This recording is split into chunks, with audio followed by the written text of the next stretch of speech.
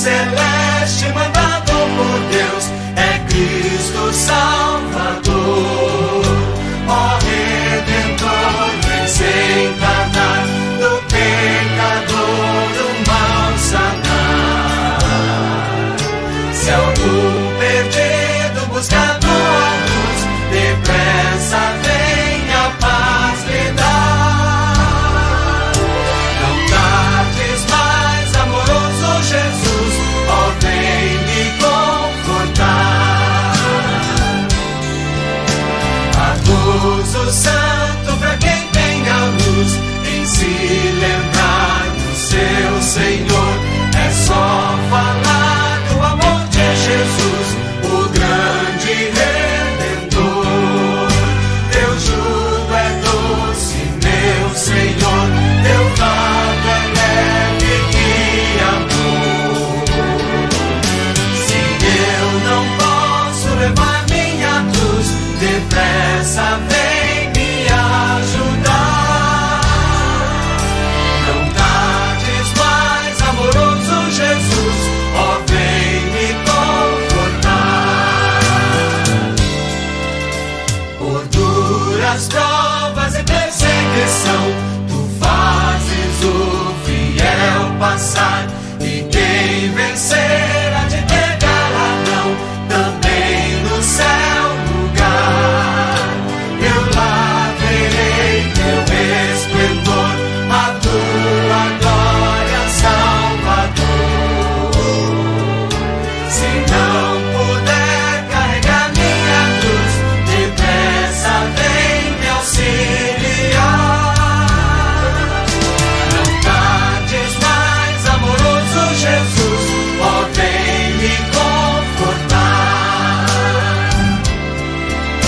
Jesus, o teu insondável amor me faz sentir no coração o amor de Deus, este santo amor, e viverei então.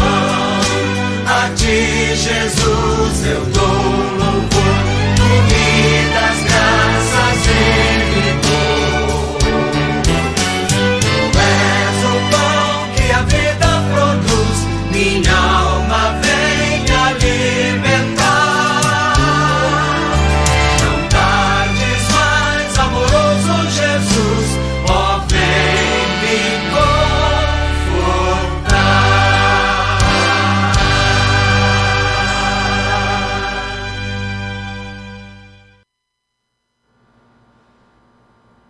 Amém, glória a Deus. Bendito e engrandecido seja sempre o nome do Senhor Jesus para todo sempre.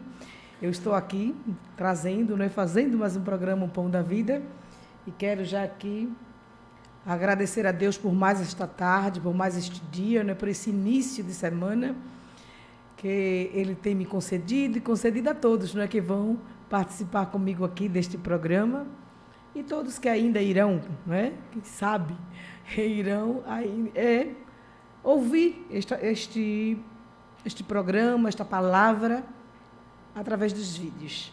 Eu quero, neste momento, já começar aqui agradecendo a Deus em oração. Vamos orar? Soberano e eterno Deus, em nome do teu Filho, amado Jesus, Pai bendito, que eu te agradeço, ó soberano e eterno, por mais uma tarde em que eu venho fazer aqui o programa O Pão da Vida. Eu te agradeço por mais o início desta semana, Pai. Tu és grande, Tu és poderoso, tudo pode, porque só o Senhor é. Eu quero te agradecer, Senhor, pela Tua grandeza, pela Tua divindade, pela Tua onisciência, onipotência, onipresença, por todas as coisas, Senhor, pela Tua misericórdia, pela Tua graça, pela Tua beleza para conosco. Deus Todo-Poderoso, eu te agradeço por tudo que o Senhor tem feito, está fazendo e ainda há de fazer, e eu já te agradeço no santo e poderoso nome de Jesus. Amém, amém e amém. Glória a Deus.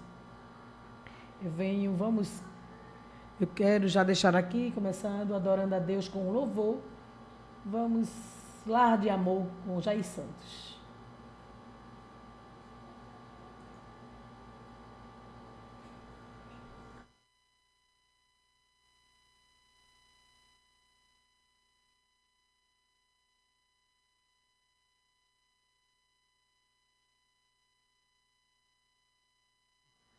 Glória a Deus. Bendito e engrandecido seja sempre o nome do Senhor Jesus, para todo sempre.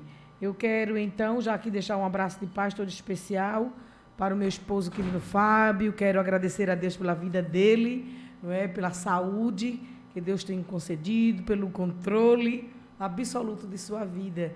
Quero agradecer a Deus pela vida do meu filho, da minha filha, dos meus netos, do meu pai, dos meus irmãos, da minha irmã, todos os meus, de perto e de longe, pela vida de todos. Eu agradeço a Deus por este momento.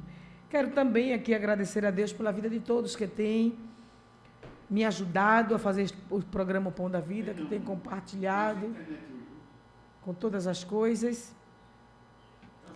Glória a Jesus. Tu és grande e tu és poderoso, meu mestre.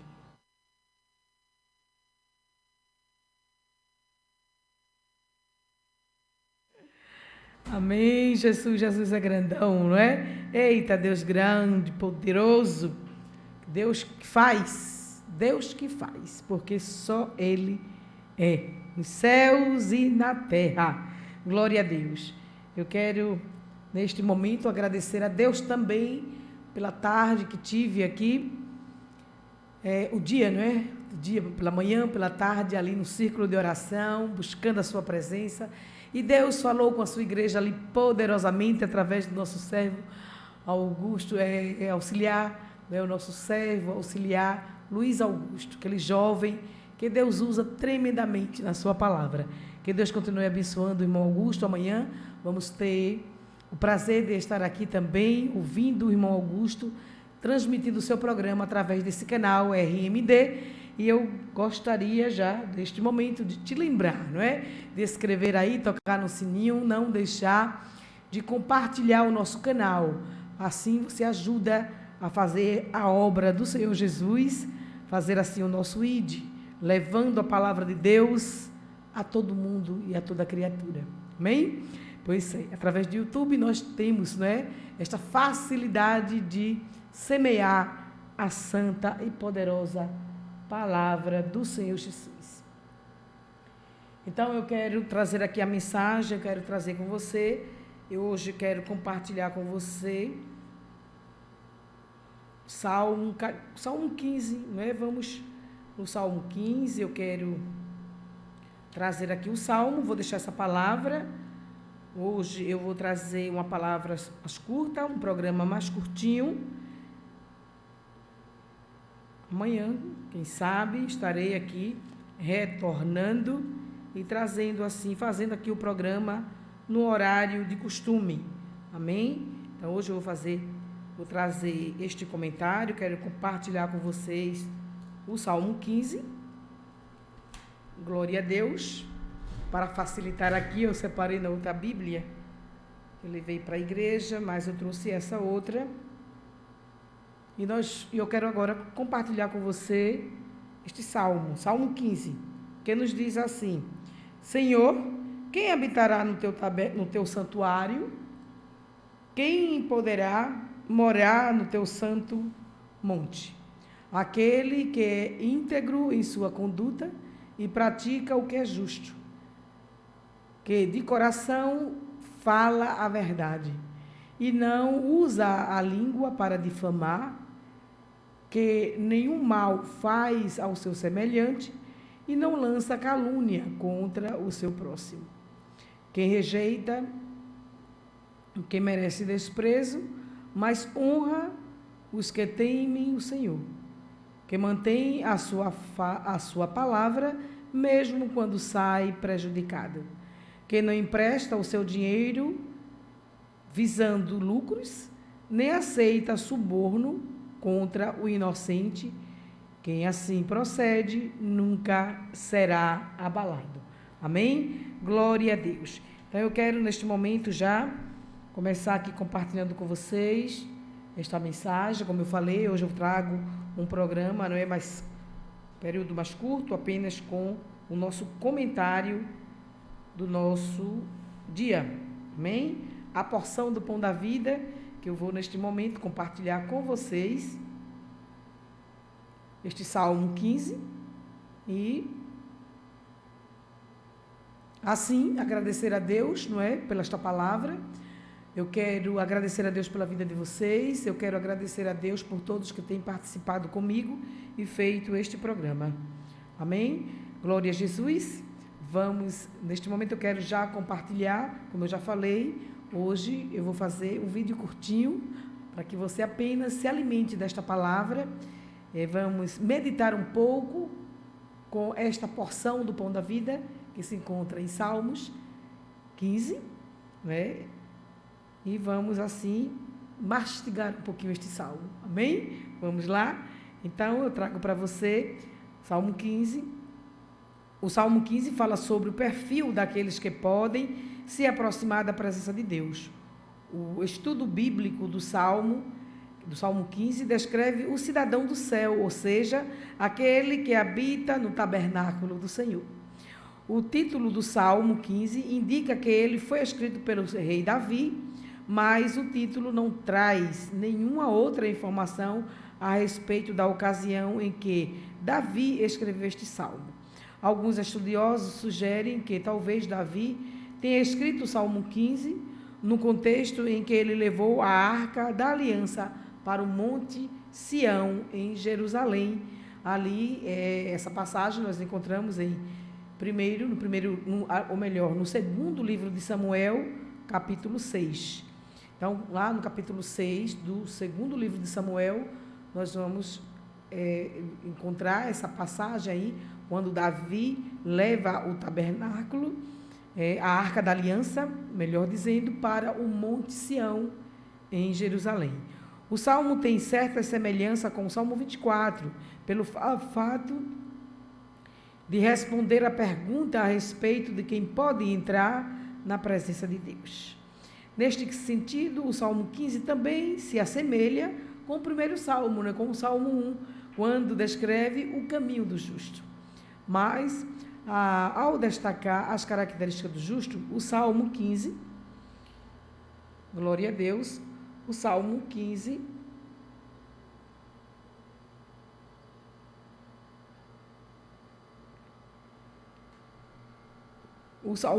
na verdade, apresenta uma lista de qualidades que caracterizam a vida daqueles que já são salvos e andam de acordo com a vontade de Deus. Então, esse Salmo 15, ele vem trazendo as qualidades do caráter, né? As características que caracterizam a vida do crente. Então, quando nós lemos o Salmo 15, nós vamos aí encontrar essas qualidades no crente, aquele que de fato é o crente salvo, identifica-se o crente salvo. E aí é bom, não é bem proveitoso, porque eu e você podemos fazer uma análise de como nós estamos na presença de Deus através do Salmo 15. E aí ver onde que a gente falta ainda ser ajustado. Amém? Glória a Deus. O esboço, eu quero agora trazer aqui, buscando a presença de Deus, nós vamos ler aqui no Salmo 15, o verso 1, que o Salmo 15 é introduzido com uma pergunta feita em duas partes. Quem, Senhor, habita no teu tabernáculo? Quem há de morar no teu santo monte? São duas perguntas aí que o profeta, o salmista Davi, ele faz a Deus, não é? Em um momento em que ele se encontra ali a sós com Deus, ele lança essa pergunta para Deus: quem, Senhor, habita no teu tabernáculo? Quem há de morar no teu santo monte? Esse verso faz uma referência direta ao tabernáculo, que era o local oficial do culto em Israel. A palavra tabernáculo significa aqui literalmente tenda, não é? E diz respeito ao santuário móvel que havia em Jerusalém antes da construção do templo em Jerusalém. Ou melhor dizendo, o tabernáculo é o santuário móvel que havia em Israel antes da construção do templo em Jerusalém. O Monte Santo, que o salmista Davi fala aqui, no qual ele se refere, é o Monte Sião, onde a tenda foi colocada nos dias de Davi e onde, posteriormente, o templo foi construído. E aí nós sabemos que o templo foi construído pelo seu filho, através do filho de Davi, chamado Salomão, não é? Então, no mesmo local que Davi ali colocou a tenda, o tabernáculo de Jesus ali no Monte Sião, anos, né, depois, o seu filho Salomão construiu o templo fixo, né?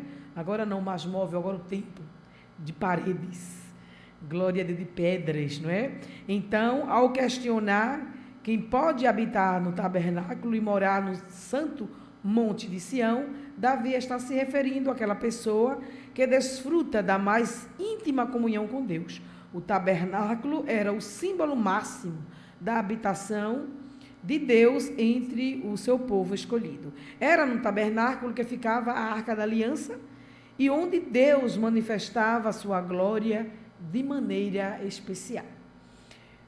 Vivendo de acordo com a vontade de Deus, o Salmo aí faz uma referência, trazendo aí os versos 2 a 15.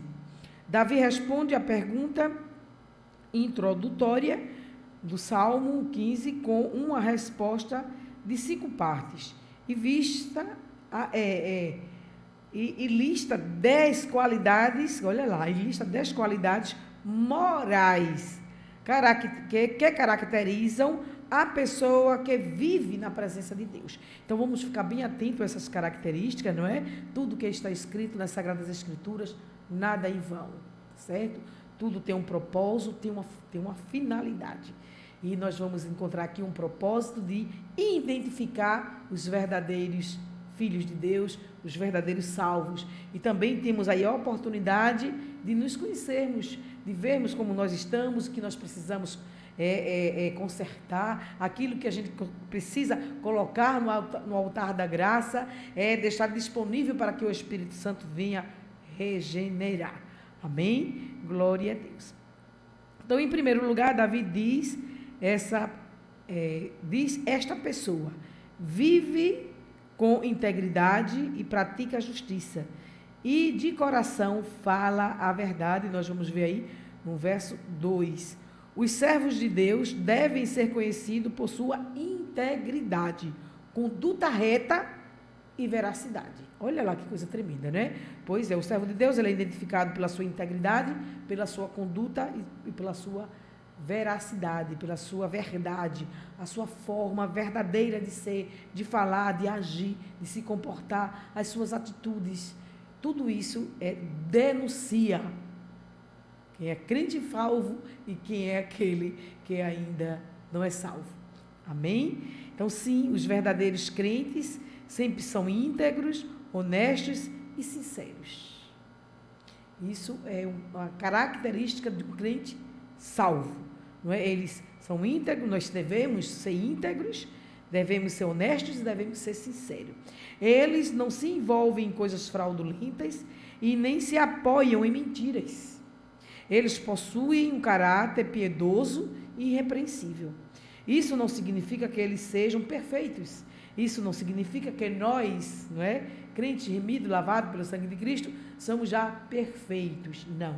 Não é? Isso é uma questão, é um caráter que ele é moldado pelo Espírito Santo a ponto, não é, a uma finalidade de que nós possamos ser íntegros diante de Deus e da sociedade, diante do próximo, do homem, sermos honestos tanto com Deus como com o próximo e sermos sinceros, principalmente com Deus. Segundo, com nós mesmos. Terceiro, com o próximo, não é? Porque se eu for sincera com Deus, eu serei comigo mesma e também serei com o próximo. Bem, então, isto é uma característica daquele que passou de uma velha criatura para uma nova criatura, lavado e remido pelo sangue de Cristo, herdeiro da vida eterna. Amém? Glória a Deus. Então, eles... isso não significa, como eu já falei, né? Antes, significa que antes de ser aquela pessoa perfeita, significa que nós somos completamente comprometidos com o Senhor Jesus. O pecado é um acidente de percurso em nossas vidas, tá certo? Não aquilo que os define. Então, Se eu sou uma pessoa que for lavada, sou remida pelo sangue de Cristo, se eu sou uma pessoa que tem o selo do Espírito Santo, eu sou herança, aleluia, de Jesus, eu sou uma pessoa que passei da antiga vida, da antiga forma de viver para uma nova forma de viver, eu devo ter essa característica de ser uma pessoa íntegra, né, na minha prática e na justiça, e de coração fala a verdade. O pecado, ele às vezes eu posso pecar, eu posso deslizar, eu posso às vezes praticar um ato pecaminoso diante de Deus e diante dos homens, mas é uma coisa que eu posso fazer, mas que imediatamente eu tenho que me redimir, pedir perdão, me arrepender daquele pecado e não mais voltar a praticá-lo. Isto é uma conduta de quem é salvo, que é um crente salvo.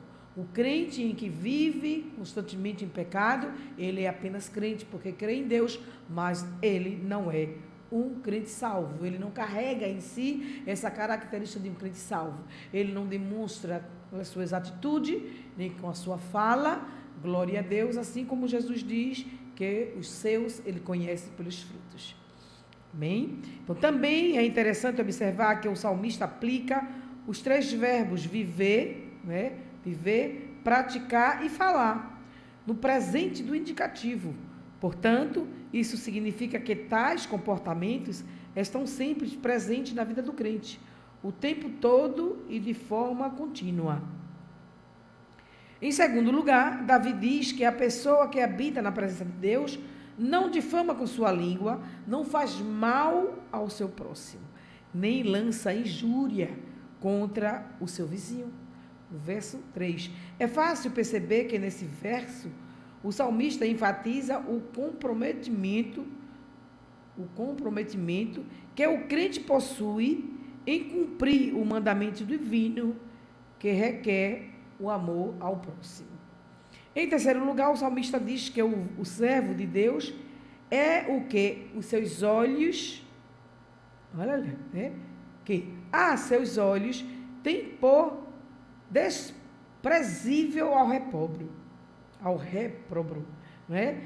Mas honra aos que temem ao Senhor. Verso 4. O verdadeiro crente honra aqueles que temem a Deus.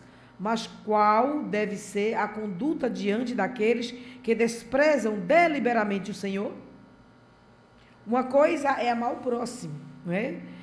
Seja ele quem for. Outra coisa é aceitar a conduta do pecado. Então, muitas vezes, quando nós não entendemos isso, nós passamos a desprezar os dois simultaneamente. Desprezamos a pessoa, porque aquela pessoa é uma pessoa que pratica pecados. Então, nós ignoramos aquela pessoa, nós afastamos daquela pessoa, nós não queremos contato com aquela pessoa, porque aquela pessoa vive em prática de pecado. Então, não é assim que Deus faz, e nem quer que nós façamos. Nós temos que amar o próximo independente do comportamento dele. Nós devemos amar, agora aborrecer o pecado.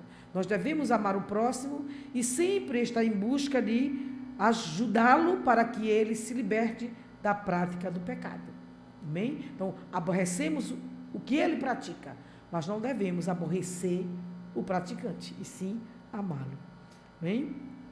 O ímpio é inimigo de Deus e do seu povo. Por causa da sua impenitente rebelião, Deus rejeita o ímpio.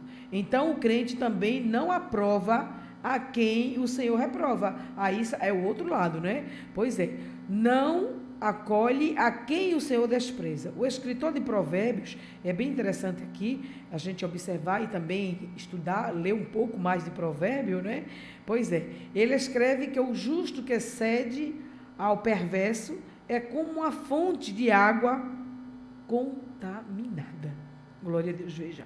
O justo que cede ao perverso é como uma fonte de água contaminada. Então, aquele justo, aquela pessoa que foi justificada, não é justo porque é perfeito, justo porque foi justificado pelo sangue de Cristo. É aquela pessoa que foi retirada do poder das trevas, agora se encontra na maravilhosa luz, mas que continua sendo amigo de ímpio.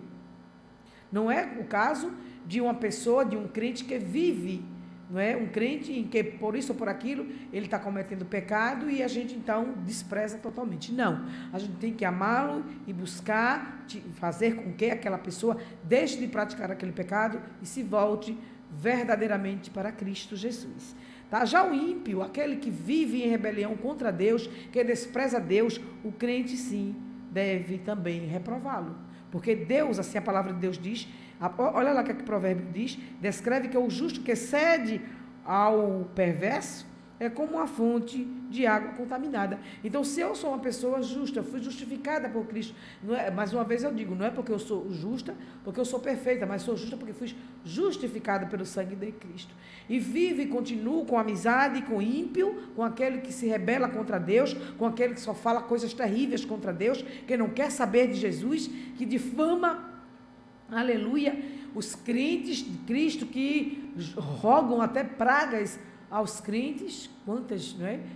Nós temos que desprezá-lo mesmo, que afastar, porque se a gente continua aí, se a gente continua cedendo a ele, continua ali sempre com ele, junto com ele, nós vamos passar a ser uma fonte de água contaminada.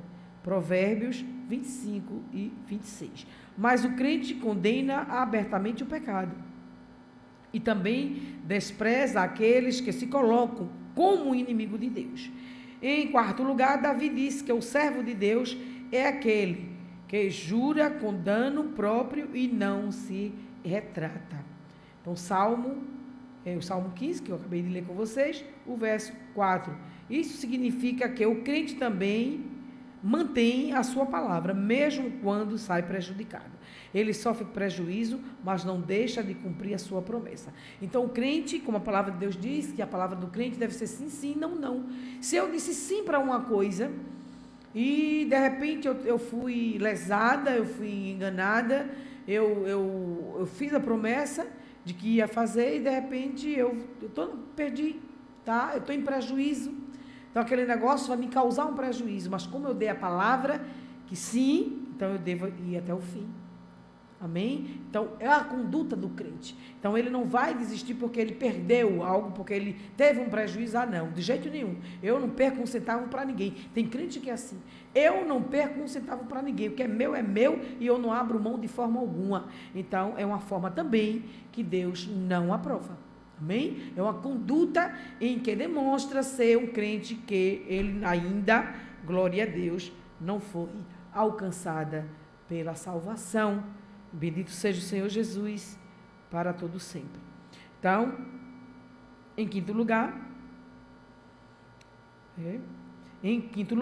Davi diz que aquele que habita na presença do Senhor não empresta o seu dinheiro com usura, nem aceita suborno contra o inocente. O verso 5. Entre os israelitas, a lei mosaica determinava que os empréstimos tivessem a finalidade de ajudar os necessitados.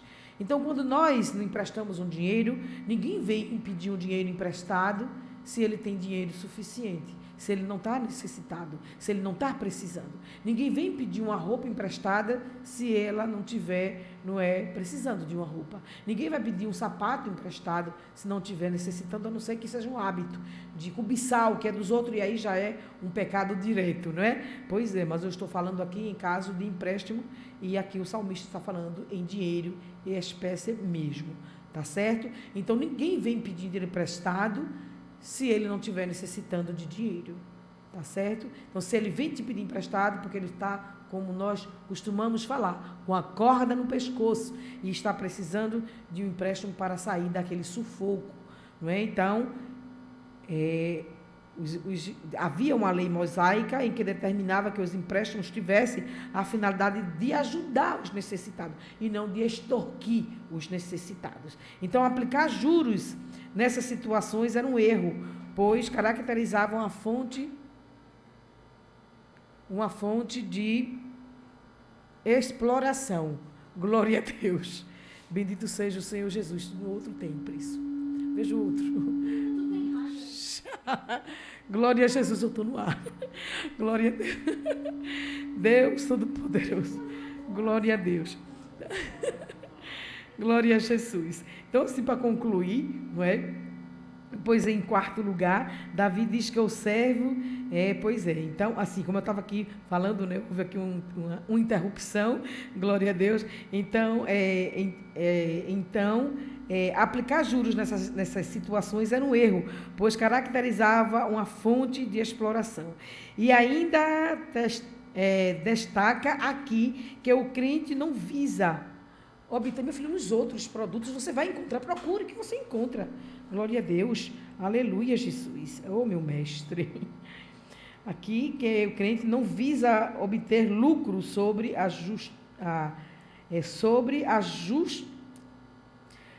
obter lucro à custa da pobreza do necessitado. Quando o aceitar suborno quanto ao inocente, o salmista se refere à prática daqueles que aceitam suborno para testemunhar contra uma pessoa inocente. Nos tempos do Antigo Testamento, a palavra de uma testemunha tinha um peso muito grande na condenação de alguém. Então, às vezes, pessoas perversas podiam armar para o inocente comprando falsos testemunhos para condená-lo. É aí, no caso, a situação ali de Nabote, né? Então, Nabote é um exemplo de alguém que foi condenado com base em falsos testemunhos. Em 1 Reis, capítulo 21 e 13. Por fim, o salmista conclui o Salmo 15, afirmando que quem deste modo procede não será abalado. É o verso 5. As pessoas que são caracterizadas por essas qualidades estarão sempre seguras. Elas temem a Deus, cumprem os seus preceitos e, por isso, habitam constantemente na presença do Senhor. Isto está em harmonia com o que escreve o apóstolo João, que diz assim: aquele, porém, que faz a vontade de Deus, permanece eternamente. Primeira carta de João, capítulo 2, versículo 17. Neste ponto, podemos perceber com o Salmo 15 que o Salmo 15 aponta para Cristo. E por meio de Jesus Cristo que os crentes podem se achegar à presença de Deus e ter comunhão com Ele para todo sempre. Amém? Então, João, capítulo 14, versículo de 19 a 31, Hebreus 10, 19 a 21. Amém? Glória a Deus. Eu quero já, então, agradecer aqui a palavra de Deus, pois eu trago só esse verso para que a gente pudesse nos alimentarmos um pouquinho, analisarmos como estamos diante de Deus e já, desde então, eu quero agradecer a Deus por esta palavra e orar agradecendo pela palavra e por você que está ouvindo e participando do programa O Pão da Vida. Soberano e eterno Deus, em nome do teu Filho amado Jesus, que eu te agradeço, ó Pai, por esta porção do pão da vida e desde já, Pai, agradeço a presença de todos e te peço, Senhor, meu Deus, honrosamente, que o Senhor permaneça com suas mãos grande e santa sobre a vida de cada um de nós, por tudo que o Senhor tem feito, está fazendo e dar de fazer. Eu já te agradeço em nome do Pai, do Filho e do Espírito Santo, que vive e que reina para o todo sempre. Amém, amém, amém. Fortalecer-vos no Senhor e na força do seu poder. Até o próximo vídeo, em nome de Jesus.